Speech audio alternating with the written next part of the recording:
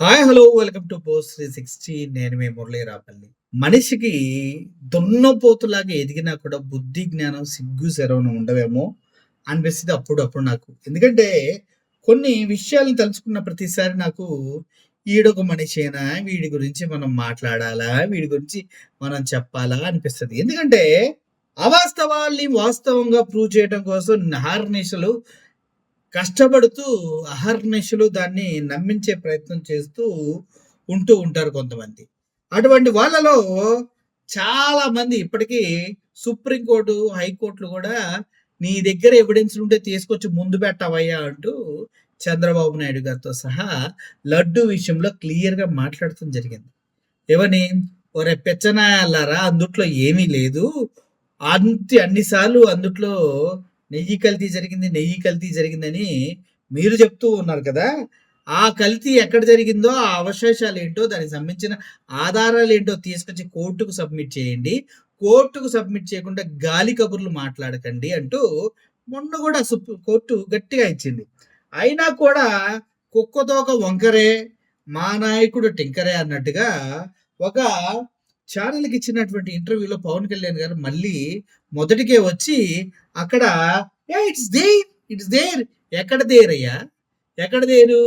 ఎవడు చెప్పాడు దేరని? నువ్వు చూసావా? అని ప్రజలు అడిగించి తన్నే వరకు వెళ్తూ ఉన్నారు. ముఖ్యంగా పవన్ కళ్యాణ్ గారు మళ్ళీ జంతు కొవ్వు కలిసిందంటూ సొల్లు కబుర్లు చెప్తూ ఉంటే దాన్ని ఎలా భరించాలో ఎవడికి అర్థం కావట్లేదు.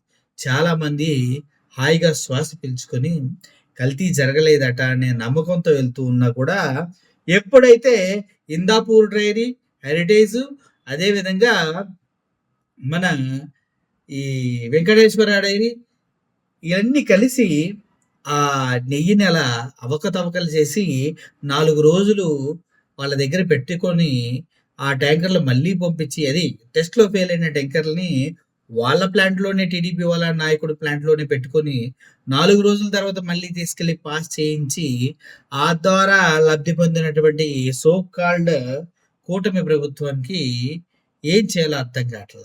అటువంటప్పుడు మళ్ళీ కనీసం జ్ఞానం లేదు. కనీసం షార్ట్ సీట్‌లో ఏముందో చదువుకునే సంస్కారం లేదు. కొద్దిగా కూడా ప్రజలకి వాస్తవాలు తెలిసిపోయినియి. ఇప్పుడైనా బొంకకుండా మూసుకొని కూర్చుందామనే కనీసమైనటువంటి జ్ఞానం కూడా లేని వ్యక్తి పవన్ కళ్యాణా అనిపిస్తుంది చూస్తుంటే. ఎందుకంటే ఆయన మళ్ళీ ఒక ఇంటర్వ్యూలో మళ్ళీ కలిసింది అంటూ జంతుకోవ కలిసిందంటూ తన నోటికొచ్చినట్టు మాట్లాడుతుంది. ఒకసారి వినండి మీరు కూడా ఎందుకు.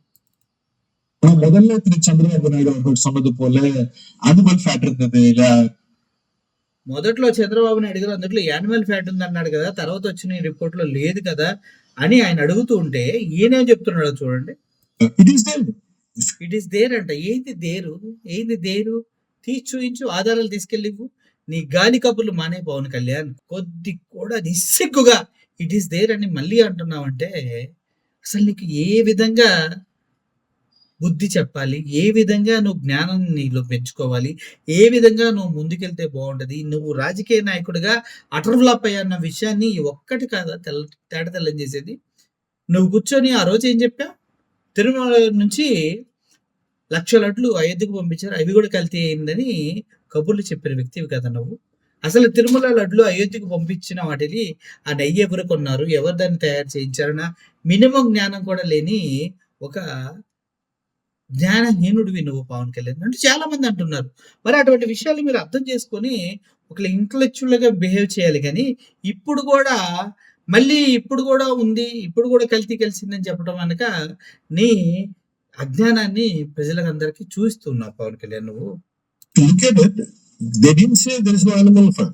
They didn't say there is no animal fat. Yeah. చిన్న ఈడింకా సుధరాయించలే, నాలుగు తగిలించి పంపించు. కల్తీ నెయ్యి కేసులో కీలక పరిణామం, కొవ్వు అవశేషాలు లేవని సిబిఐ రిపోర్టులో తేల్చిచెప్పింది. They didn't say. సిగ్గుందా అసలు? చూడండి. కల్తీ నెయ్యి కేసులో కీలక పరిణామం, కొవ్వు అవశేషాలు లేవని సిబిఐ రిపోర్టులో తేల్చిచెప్పింది. ఏ ఛానల్ తెలుసా అది? మీ సొంత ఛానలే అన్న. టీడీపీ ఆస్థాన ఛానల్లో చెప్పినటువంటి రిపోర్టు. కొద్దిగా కూడా జంతు అవశేషాలు లేవని క్లియర్‌గా చెప్పారు. నీకు అది వినిపించదా? అట్‌లీస్ట్ నువ్వు చదువుకోలేవు, చదవలేవు. నువ్వు 2,00,000 పుస్తకాల తర్వాత అన్ని పుస్తకాలు మడిచి అదే పెట్టుకున్నావు అది సెల్ఫ్‌లో అని అందరికీ తెలుసు. కానీ ఇక్కడ నువ్వు ఏం చేస్తున్నావు? లేదు అని క్లియర్‌గా సిబిఐ ఇచ్చినటువంటి, సిట్ ఇచ్చినటువంటి రిపోర్ట్‌ని కాదని నువ్వు చెప్తావు. నువ్వెవడవసలా? నువ్వెవడవయ్యా? అంటూ ఉన్నారు జనాలు. They didn't say there is no animal farm. వాళ్ళు నియమించిన కేంద్ర రాష్ట్ర ప్రభుత్వాలే నియమించిన సిట్ నివేదికలో గొడ్డుకో పందుకో కలిసింది లేదు. They didn't లేదు. కానీ మనోడు చదువుకోడు. దే డిడ్ంట్ సే నో ఇది ఎలా ఉంటది సీజ్ ద షిప్ కాన్సెప్ట్ ఇదంతా. ఇయన్నీ హాఫ్ నాలెడ్జ్‌తో వచ్చి మీడియా ముందు ఎర్రిపప్పులు అవ్వటం అంటారు దీన్ని. ఎర్రిపప్పులు అంటే ఏంటో తెలుసా మీకు? నాకైతే ఈ మధ్య తెలుస్తుంది. మొన్న లడ్డు వివాదం దిగినప్పటి దగ్గర నుంచి ఒకళ్ళ తర్వాత ఒకళ్ళు లైన్ కట్టుకొని మరి వచ్చి మేము ఎర్రిపప్పులు అని మన మెడలో బోర్డేసుకుంటున్నారు. దాని సిట్టు, సిబిఐలు దానికి సర్టిఫికేట్లు ఇస్తున్నాయి. నిజంగానే నువ్వు ఎర్రిపప్పవి, నువ్వు చెప్పింది తప్పు అని. అందుట్లో ఇదొకటనమాట. say there is no animal farm. నిన్ను కొట్టినా కుక్కను కొట్టినా ఒకటే. It could be they said we don't have that kind of to evaluation methods where we could say this is from animals. So that's what they said. ఇంకా అన్యాయంగా తిరుమల లడ్డు మీద అపవాదం మోపుతున్నారు. తిరుమల లడ్డులో జంతు కొవ్వు కలవలేదని సైంటిఫిక్ రీసెర్చ్ ఇన్స్టిట్యూట్ చెప్తే ఆ చెప్పిన ఇన్స్టిట్యూట్ కు తెలియలేదు. కానీ ఒక మేము చూసిన వాళ్ళు పందుకో గొడ్డుకోమని మీరు మాట్లాడుతున్నారు. అర్థమైందా? ఈ ఏదైతే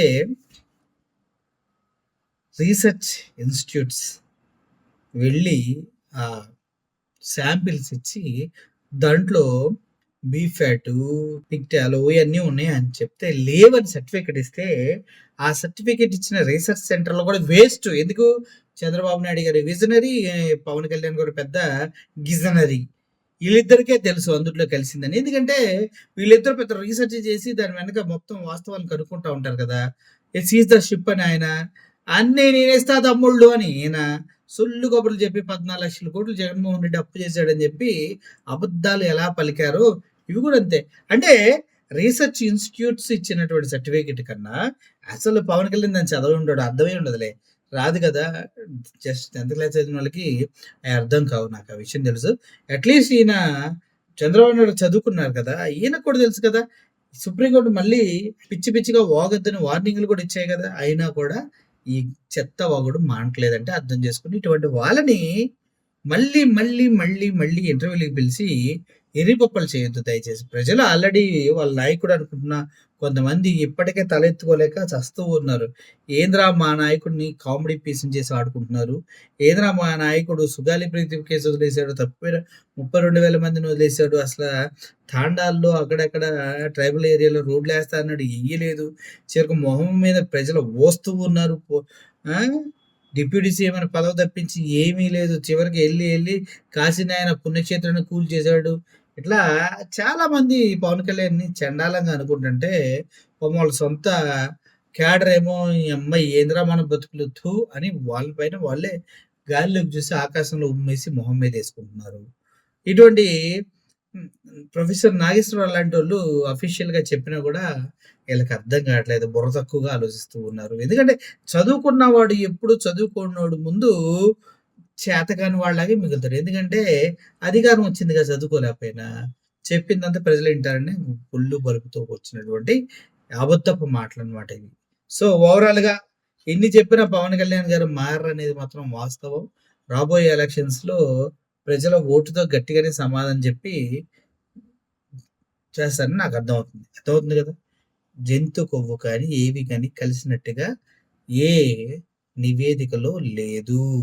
కలవలేదని పూర్తి స్థాయిలో ఇన్ఫర్మేషన్‌తో నివేదిక ఇచ్చారు. అది తట్టుకోలేకే అటు చంద్రబాబు నాయుడు గారు, ఇటు పవన్ కళ్యాణ్ వీళ్ళంతా కొట్టుకు చస్తూ ఉన్నాడు. మేము కమిడీ పీస్‌లు అయిపోయామే అందరి ముందు, ఎర్రిపప్పలు అయిపోయామే అని అర్థం చేసుకోవాలని కోరుకుంటూ సెలవు తీసుకుంటున్నా. Thank you for watching this video. మళ్ళీ పవన్ కళ్యాణ్ ఇలాగే ఉంటాడు. మళ్ళీ మనం ఇలాగే అదే. Thank you for watching this video. Murali signing off. Thank you so much.